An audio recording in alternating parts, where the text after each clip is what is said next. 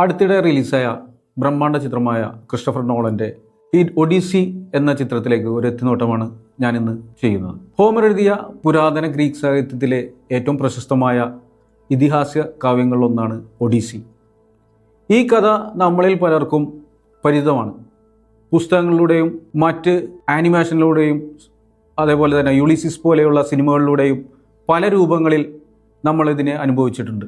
പക്ഷേ ഈ ഇതിഹാസത്തെ Christopher Nolan എങ്ങനെ തൻ്റെ കാഴ്ചപ്പാടിലൂടെയും സിനിമാ ഭാഷയിലൂടെയും പുനഃസൃഷ്ടിക്കും എന്നതായിരുന്നു ലോക സിനിമാ പ്രേമികളെന്ന പോലെ ഒരു നോളൻ ഫാനായ എൻ്റെയും ആകാംക്ഷ. ട്രോജൻ യുദ്ധം ജയിച്ച ശേഷം സ്വന്തം നാടായ ഇത്താക്കയിലേക്ക് മടങ്ങുന്ന ഒഡീസിസിൻ്റെ കഥയാണ് ദ ഒഡീസി. അത് ഒരു യോദ്ധാവിൻ്റെ മടങ്ങിവരവിൻ്റെ കഥ മാത്രമല്ല, ഓരോ വിജയത്തിനും അതിനുശേഷവും മനുഷ്യൻ സ്വന്തം ഉള്ളിലേക്ക് തിരികെ കണ്ടെത്താൻ നടത്തുന്ന യാത്രയുടെ കഥ കൂടിയാണ്. ട്രോജൻ യുദ്ധം നമ്മളിൽ പലർക്കും ഒരു ചരിത്രമോ ഇതിഹാസമോ മാത്രമായിരിക്കാം. പക്ഷേ നോളൻ അതിനെ വിജയത്തിൻ്റെ ആഘോഷമായി കാണിക്കുന്നില്ല.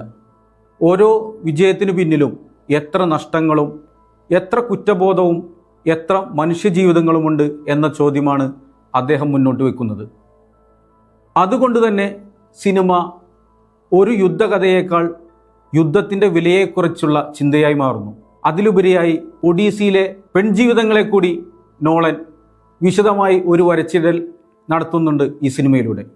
ഗ്രീക്ക് പുരാണത്തിലെ ഏറ്റവും ആകർഷകമായിട്ടുള്ള കഥാപാത്രങ്ങളിൽ ഒന്നാണ് ഒഡീസിയസിൻ്റെ നാവികരെ പന്നികളാക്കി മാറ്റുന്ന സിർസി എന്ന മന്ത്രവാദിനി. നോളൻ ഈ സിനിമയിൽ ഈ കഥാപാത്രത്തെ പൂർണ്ണമായും മാറ്റിമറിക്കുന്നുണ്ട്. ഈ ഗ്രീക്ക് പുരാണത്തിൽ ഒഡീസിയിൽ സിർസി എന്നത് പുരുഷന്മാരെ വശീകരിച്ച് മൃഗങ്ങളാക്കുന്ന ഒരു ക്രൂരയായിട്ടുള്ള മന്ത്രവാദിനിയാണ്. ഒഡീസിയസ് തൻ്റെ വാളും ഹെർമിസ് ദൈവം നൽകിയ പ്രത്യേക സസ്യവും ഉപയോഗിച്ച് അവളെ ഭയപ്പെടുത്തി കീഴടക്കുകയാണ് ചെയ്യുന്നത്. അതിനുശേഷം അവൾ ഒഡീസിയസിൻ്റെ കാമുകിയായി മാറുന്നു. അതാണ് ഹോമർ ഒഡീസിയിൽ എഴുതി വച്ചിരിക്കുന്നത്. പക്ഷേ നോളൻ തൻ്റെ സിനിമയിൽ സിർസി ഒരു വില്ലത്തിയായിട്ടല്ല, മറിച്ച് പുരുഷന്മാരുടെ ക്രൂരതകളിൽ നിന്ന് രക്ഷപ്പെടാൻ സ്വന്തമായി ഒരു സാമ്രാജ്യമുണ്ടാക്കി അതിൽ ജീവിക്കുന്ന ഒരു ഫെമിനിസ്റ്റ് ഫിഗറായിട്ടാണ് നോളൻ തൻ്റെ സിനിമയിൽ സിർസിയെ കാണിക്കുന്നത്. സിനിമയിൽ അവൾ മനുഷ്യരെ പന്നികളാക്കുന്നത് മാന്ത്രിക വിദ്യ കൊണ്ടല്ല. ഈ ട്രോയ് യുദ്ധത്തിൽ ക്രൂരതകൾ ചെയ്ത് മൃഗങ്ങളെ പോലെ പെരുമാറിയ ഒഡീസിയസിൻ്റെ നാവികരുടെ യഥാർത്ഥ സ്വഭാവം, അതായത് അവരുടെ ആന്തരിക മൃഗീയത പുറത്തു കൊണ്ടുവരിക മാത്രമാണ് അവൾ ചെയ്യുന്നത്. ഒഡീസിയസ് സിർസിയെ കീഴടക്കുകയല്ല, പകരം തൻ്റെ തെറ്റുകൾ തിരിച്ചറിഞ്ഞ് അവളോട് ക്ഷമ ചോദിക്കുകയാണ്. യുദ്ധത്തിൻ്റെ ആഘാതത്തിൽ നിന്ന് ഒഡീസിയസിൻ്റെ മനസ്സിനെ സുഖപ്പെടുത്തുന്ന ഒരു സുഖദാതാവായിട്ടുള്ള ഹീലറായിട്ട് ആണ് സിനിമയിൽ സിർസിക്കുള്ള സ്ഥാനം നോളൻ കൊടുത്തിരിക്കുന്നത്. അതേപോലെ തന്നെ സിനിമയിലുടനീളം ഒഡീസിയസിനെ പ്രതിസന്ധികളിൽ സഹായിക്കുകയും വഴി നടത്തുകയും ചെയ്യുന്ന ഒളിമ്പസിലെ അഥീന ദേവതയുടെ കാര്യത്തിലും ക്ലൈമാക്സിലെ ഫ്ലാഷ് ബാക്കിൽ നോളൻ വലിയൊരു ട്വിസ്റ്റ് വെളിപ്പെടുത്തുന്നുണ്ട്. ഒഡീസിയസിനെ നയിച്ചത് ഒളിമ്പസിലെ ആ ദേവതയെ അല്ല. ട്രോയ് നഗരം ആക്രമിച്ചപ്പോൾ ഒഡീസിയസിൻ്റെ സ്വന്തം സൈനികർ ക്രൂരമായി കൊലപ്പെടുത്തിയ അവിടുത്തെ ഒരു യുവ പൂജാരിണിയായിരുന്നു. തൻ്റെ കൺമുന്നിൽ നടന്ന ആ ക്രൂരത തടയാൻ കഴിയാത്തതിലുള്ള തീവ്രമായ കുറ്റബോധവും മാനസികാഘാതവും കാരണം ഒഡീസിയസിൻ്റെ മനസ്സ് തന്നെയാണ് ആ പെൺകുട്ടിയുടെ മുഖത്തെ അഥീന ദേവിയായി മാറ്റിയെടുത്തത്. ദൈവങ്ങളല്ല, മറിച്ച് അയാളുടെ സ്വന്തം കുറ്റം ബോധമാണ് അയാളെ നയിച്ചതെന്ന ഈ ട്വിസ്റ്റ് ഹോമറിൻ്റെ ഒഡീസിയസിൻ്റെ സ്വഭാവത്തെ തന്നെ മാറ്റിക്കളയുന്നുണ്ട് നോളൻ ഈ ചിത്രത്തിലൂടെ. വേറെ ഇതിലെ 2 സ്ത്രീ ജീവിതങ്ങളോടി നോളൻ വരച്ചിടുന്നുണ്ട്. ഇത്താക്കയിൽ പെനിലോപ്പി, അതായത് ഒഡീസിയസിൻ്റെ ഭാര്യ പെനിലോപ്പി 20 വർഷത്തോളം തൻ്റെ ഭർത്താവിനെ കാത്തിരിക്കുന്നത് കാണിക്കുന്നുണ്ട്. പ്രതീക്ഷ കൈവിടാതെ ഓരോ രാത്രിയും നെയ്തത് അഴിച്ചിട്ട് അടുത്ത ദിവസം വീണ്ടും നെയ്യുന്ന ആ സ്ത്രീയുടെ ക്ഷമ ലോക സാഹിത്യത്തിലെ ഏറ്റവും ശക്തമായ പ്രതീകങ്ങളിൽ ഒന്നാണ്. പ്രണയം ചിലപ്പോൾ ഒരാളെ തേടി പോകുന്നതല്ല, ഒരാളെ വിശ്വസിച്ച് കാത്തിരിക്കുന്നതുമാണ്. അതോടൊപ്പം മറ്റൊരു സ്ത്രീയുടെ വഞ്ചനയും കാണാം. ക്ലൈറ്റംനെസ്ട്ര എന്ന ഒരു സ്ത്രീ കഥാപാത്രത്തിലൂടെ അവളുടെ ഒരു വഞ്ചനയും കാണിക്കുന്നു അവളുടെ ഭർത്താവായ അഗമെമ്നോൻ ട്രോയ് യുദ്ധത്തിൽ നിന്ന് വിജയായി മടങ്ങിയെത്തുന്നു. പക്ഷേ വീട്ടിലെത്തിയ ശേഷം ഭാര്യയുടെ ചതിയിൽ കൊല്ലപ്പെടുകയും ചെയ്യുന്നു. യുദ്ധഭൂമിയിൽ 1000 വാളുകളെ അതിജീവിച്ചവനെ സ്വന്തം വീടിനുള്ളിൽ ഭാര്യയും കാമുകനും ചേർന്ന് കൊല്ലുന്നു. അങ്ങനെ ഒരു കഥാപാത്രം കൂടി നോളൻ ഇതിൽ വരച്ചിടുന്നുണ്ട്. ഇനി വേറൊരു വിവാദം കൂടി നോളനെ വിടാതെ പിന്തുടരുന്നുണ്ട് ഈ സിനിമ പുറത്തിറങ്ങിയതിന് ശേഷം. അതായത് കളർ ബ്ലൈൻഡ് കാസ്റ്റിംഗ് എന്ന് ഹോളിവുഡിൽ വളരെയേറെ പരക്കെ, അതായത് എലോൺ മസ്ക് പോലും ആ വിഷയത്തിൽ നോളനെതിരെ തിരിഞ്ഞ ഒരു വിഷയമാണ് കളർ ബ്ലൈൻഡ് എന്ന് പറഞ്ഞത്. അത് കളർ ബ്ലൈൻഡ് എന്ന് പറഞ്ഞു കഴിഞ്ഞാൽ അഭിനേതാക്കളെ തിരഞ്ഞെടുക്കുമ്പോൾ അവരുടെ വംശം, നിറം, വംശീയ പശ്ചാത്തലം തുടങ്ങിയ പരിഗണിക്കില്ല. അവരുടെ അഭിനയ വൈദഗ്ധ്യത്തിൻ്റെ അടിസ്ഥാനത്തിൽ റോളുകൾ നൽകുന്നതിനാണ് കളർ ബ്ലൈൻഡ് കാസ്റ്റിംഗ് എന്ന് പറയുന്നത്.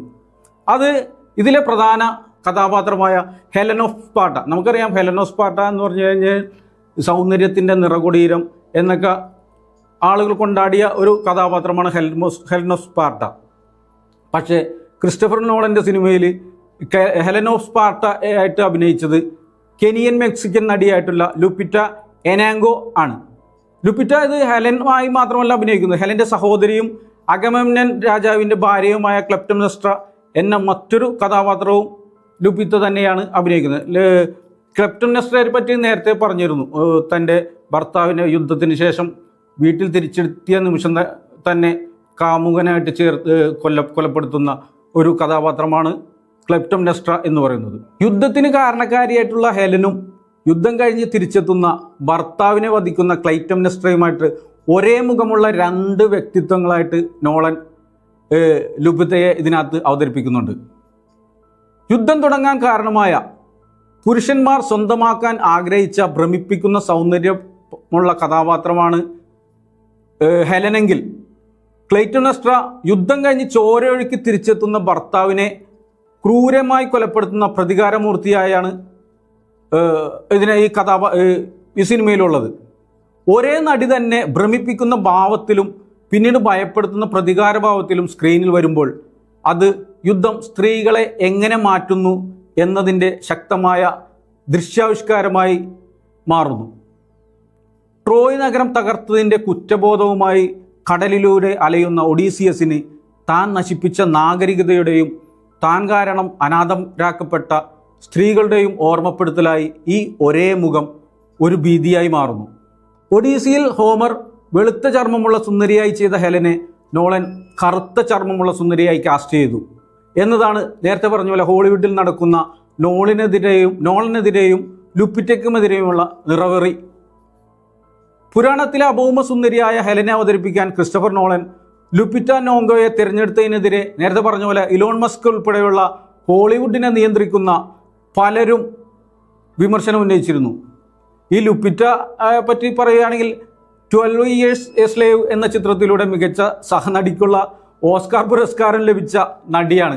അവർക്ക് പോലും ഈ വംശവെറിയുടെ പേരിൽ ഹോളിവുഡിൽ പോലും രക്ഷയില്ല എന്നുള്ളത് ഒരു യാഥാർത്ഥ്യം തന്നെയായിട്ട് ഈ ചിത്രത്തിൻ്റെ പിന്നണിയിലൂടെ മാറുന്നുണ്ട്. അതിനെ തുടർന്ന് ഈ ഹോളിവുഡിൽ നടന്ന ഈ വംശീയ പ്രചരണങ്ങൾക്കെതിരെ BBC-ക്ക് നൽകിയ അഭിമുഖത്തിൽ ലുപ്പിറ്റ പ്രതികരിച്ചിരുന്നു. അവർ പറഞ്ഞത് ഇതൊരു പുരാണ കഥയാണ്, ഞങ്ങളുടെ അഭിനേതാക്കൾ ലോകത്തിൻ്റെ മൊത്തത്തിലുള്ള പ്രതിനിധികൾ ആണ് എന്നായിരുന്നു ലുപ്പിറ്റയുടെ മറുപടി. ട്രോയ് എന്ന സിനിമയിൽ അക്കിലസും മറ്റനവധി പേരും കറുത്തവരാണ്. ട്രോയ് നേരത്തെ ഇറങ്ങിയ പടമാണ്, 2000-ങ്ങൾക്ക് ശേഷം ഇറങ്ങിയ സിനിമയാണ് ട്രോയ്. ഒഡീസി എന്ന മറ്റൊരു സിനിമയിൽ കലിപ്സോ ബ്ലാക്ക് ആണ്.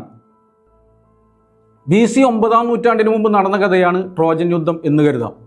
അക്കാലത്ത് ഇന്നത്തെ പോലെ കറുത്ത മനുഷ്യരും വെളുത്ത മനുഷ്യരും എന്ന വ്യത്യാസം ഉണ്ടായിരുന്നോ എന്നത് സംശയമാണ്. ഈ വ്യത്യാസം തോന്നിപ്പിക്കുന്ന ഒരു പ്രത്യയശാസ്ത്രം അന്ന് നിലനിന്നിരുന്നോ എന്നുള്ള കാര്യം കൂടി സംശയത്തിലുള്ളതാണ്. യൂറോപ്പുകാർ ഉണ്ടാക്കിയ ആയിട്ടാണ് ലോകത്ത് ഇത് അറിയപ്പെടുന്നത്. അതായത് വംശീയതയും നിറങ്ങളുടെ വ്യത്യാസങ്ങളൊക്കെ ശരിക്കും യൂറോപ്യർ ഉണ്ടാക്കിയിട്ടുള്ള ഒരു പ്രത്യയശാസ്ത്രമായിട്ടാണ് ലോകം കാണുന്നത്. പ്രത്യേകിച്ച് കോളനിവൽക്കരണത്തിൻ്റെ കാലത്ത് ഇത് അന്യദേശങ്ങളിലേക്ക് അധിനിവേശം നടത്താൻ അവരെ സഹായിച്ചു. എന്തായാലും കുറേയധികം ധാരണകളിൽ നിന്ന് രൂപപ്പെടുന്ന ഒരു ആധിപത്യ മനസ്ഥിതിയാണ് കറുത്തവരോടുള്ള വെളുത്തവരുടെ അകൽച്ചയും വെറുപ്പും എന്ന് കരുതുന്നതാവും ശരി.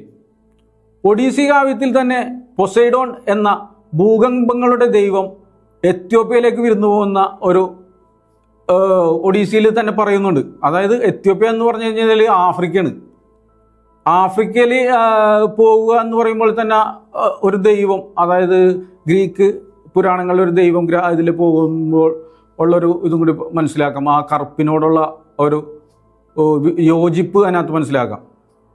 അതിനകത്ത് ഹോമർ കടലിനെ വർണ്ണിക്കുന്നത് ഇരുണ്ട വീഞ്ഞ് എന്ന് പറഞ്ഞുകൊണ്ടാണ് ഹോമർ കടലിനെ വർണ്ണിക്കുന്നത്. ഇതൊക്കെയാണ് ഈ ഇതുമായി ബന്ധപ്പെട്ടിട്ട് ഹോളിവുഡിൽ നോളിനെതിരെയും അതിലെ നടിയിൽ ഉപ്പിറ്റേക്കുമെതിരെയൊക്കെ നടന്നുകൊണ്ടിരിക്കുന്നത്. ഒഡീസി ഒരു യുദ്ധ സാഹസിക കഥ മാത്രമല്ല, മനുഷ്യബന്ധങ്ങളുടെ കഥ കൂടിയാണ്. വളരെ അപൂർവമായി മാത്രമേ സിനിമകൾ നമ്മളെ വീണ്ടും പുസ്തകങ്ങളിലേക്കും ചരിത്രത്തിലേക്കും തിരികെ നടത്തുന്നുള്ളൂ. ഒഡീസി അങ്ങനെ ഒരു സിനിമയാണ്. യുദ്ധം ജയിച്ച നായകൻ്റെ മാത്രം കഥയല്ല ഇത്, ഒരു കൂട്ടം നായികമാരുടെ കഥ കൂടിയാണ്.